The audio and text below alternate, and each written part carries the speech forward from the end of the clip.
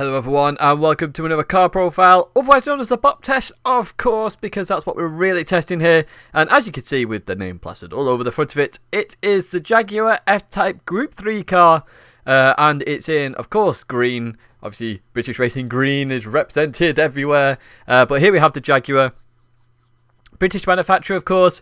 And as you know, it's based off the F-Type. So this is a front-engined, rear-wheel drive car, and it looks good. And expected to act similar to the Z4 because it's not very wide. It's very thin, so that means it should perform well on some parts. Of course, Dragon Trail, the Z4 did well at the chicane, but we'll find out how well it does there later on. As you can see, we're at Brands Hatch first. We tested 4 circuits. As I've explained in the previous one, we're not doing Nürburgring at the moment. We're going to retest all the cars there later on. Through here we go as we head up towards Druids. No real issues, to be honest with you. No huge amounts of oversteer. It gets a bit twitchy there at top end of second. 17.1 first sector. I think we have had the 17.0 there in the session. It didn't like Graham Hill that much, actually, this car. It was a bit weird there. And as you can see, we're on lap 5, so we're doing this lap very early on in the session. Through here we go. Accelerate out there. I had no issues there through that corner. Overall, this car is quite sensible. But not hugely quick, and it does understeer quite a lot because obviously it's got a lot of car in front of it and not a lot of car behind it. It's as I say, it's very like the Z4 in terms of massive front end, small rear end, and lots of weight over that front end as well. Really huge amount. As we come down and up this hill into here, again, no real issues. You can see the car's not twitching or moving that much. Again, just a sensible choice, but I actually found this car pretty boring to drive. It didn't, I don't know, it just didn't get me going. It didn't feel like a race car. It just felt like I was driving round, and yes, I could put in lap times, but it didn't feel the greatest. You see, we come across the line at 22.8, and in terms of optimals, we are down to a 22.4. So we are slightly down on the majority of cars, because the majority are obviously in the 0.2s. Again, I think that's just due to high-speed understeer, because in the first sector, we're fairly okay. We saw sector 1 was 17.1, we did get 17.0. Obviously, the really quick cars are in the 16.9s. Into Dragon Trail, of course, we tested curbs, stability at the end of sector 2, we've got the chicane in there, all sorts really, but we are testing power mainly here, and curb abuse. Through there we go, no huge issues in that first corner at all. It did get twitchy because of the way the corner is. Lots of cars get twitchy there, but it wasn't as twitchy as most. Into this right-hander.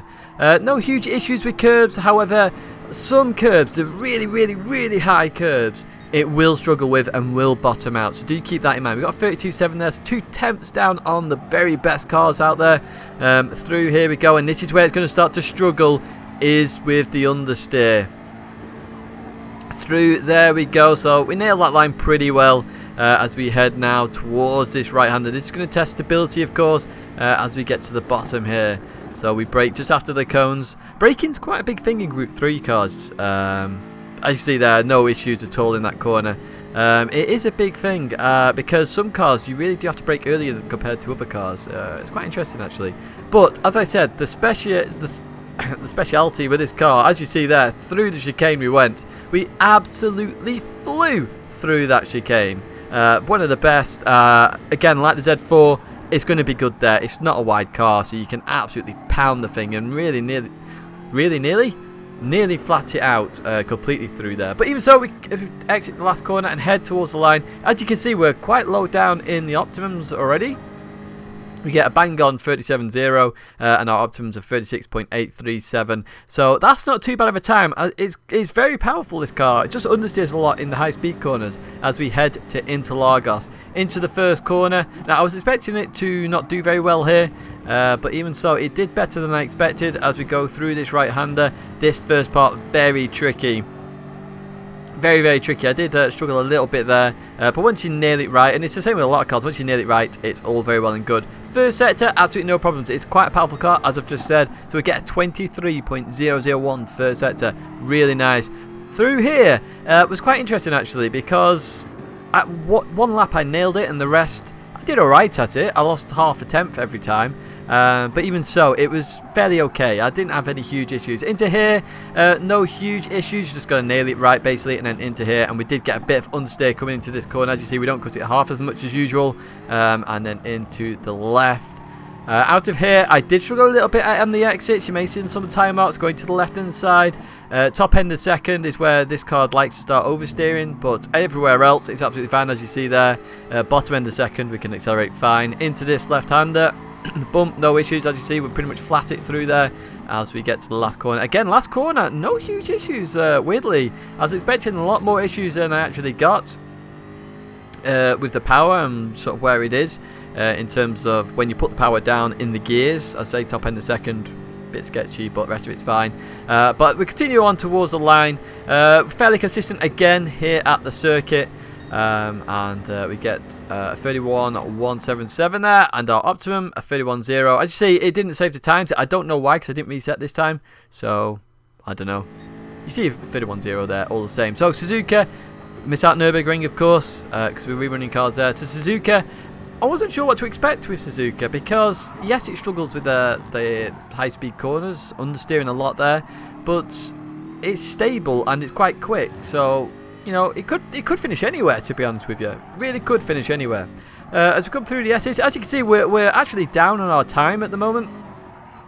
But as I've said, I didn't say it at the start of the video, so it now instead, we're off after optimum times, not necessarily the fastest lap time, as we get a 33.3 in the first sector, so not the greatest. I'd say it struggles with understeer, and you can see that in the first sector. So obviously we're going to pick it up now on the rest of the circuit.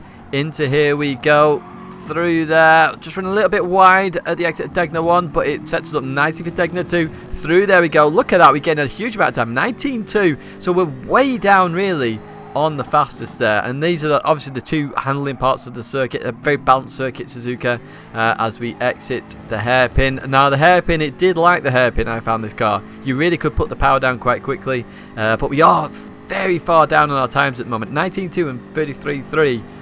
We're at least 5 tenths down on the Porsche already. So we are going to push on through. Here we go. No huge issues. No huge issues on the exit of Spoon either, actually. It's, as you see, it's very flat through there. If you're in the right power band in this car, it's flat, it's nice. I'd say it's pretty boring, to be honest. It's one of the most boring GT3 Group 3 cars I've driven so far. I'm not sure what they could do to spice it up, to be honest, but yeah, there's just more exciting stuff out there. As you see, my apex speed there is atrocious. 143, I think that was, or 142.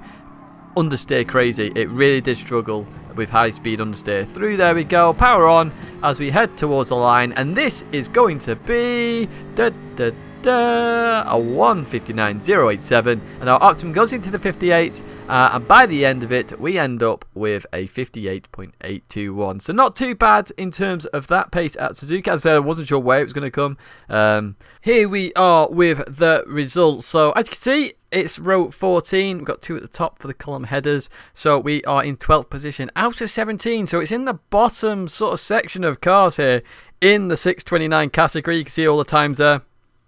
Very close to the Dodge Viper, and in fact it's very similar to the Dodge Viper. In terms of Suzuka speed trap, only 156 versus 157.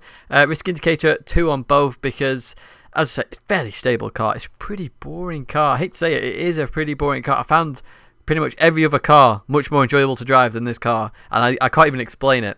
But reading the comments on that I've put on, and that you can read as well on screen, huge amounts of understeer and not enough power to compensate. So unlike the Dodge Viper where you could use the power a little bit, you can't use the power, so you can't get that GT6X driving style to try and get it up the leaderboards, because I think if it had that, it would go up, because the Brands Hatch time would certainly come down, and so would the Suzuka time in the S's as well, because obviously that's more throttle based.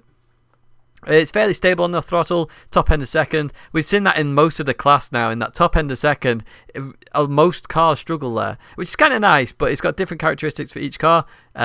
This is very stable, to be honest, under throttle. Undulation, have zero impact on the car. We saw that at Interlagos, 31.0, not too bad really in the grand scheme of it. But I did say drag a trail. Very high curbs do cause the car to bottom out. It's only very high curbs. You can use the curbs all you want, and it's fairly stable in that sense, but the minute you bottom out is the minute it goes crazy. So don't do that. And generally, there's nowhere really you would do that in a car, to use the entirety of a curb to go faster, because it's more unstable, and curbs slow your car down in the majority of cases on GT Sport. So do keep that in mind. And if you want to go the fastest in this car, change gear just before the limiter. So I hope you enjoyed that car profile. the video plays there if you want to watch any of the other 16 profiles we've done.